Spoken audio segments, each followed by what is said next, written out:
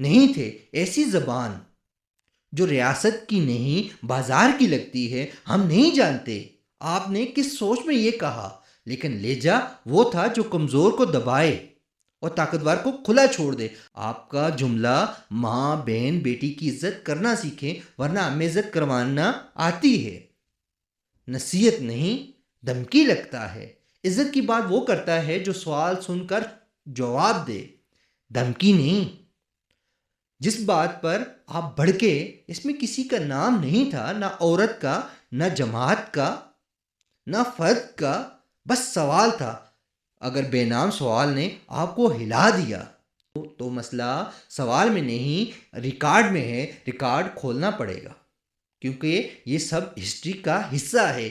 چادر چار دیواری پامال کی گئی، گھروں پر چھاپے مارے گئے، عمر رسیدہ عورتوں پر واٹر کینن چلایا گیا، ہیلی کاپٹر سے نازیبا تصویریں پھینکی گئیں۔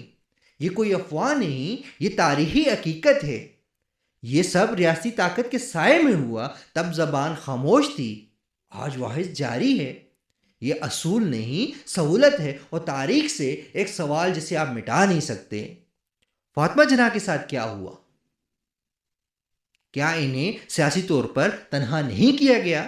کیا ان پر توہین آمیز مہمات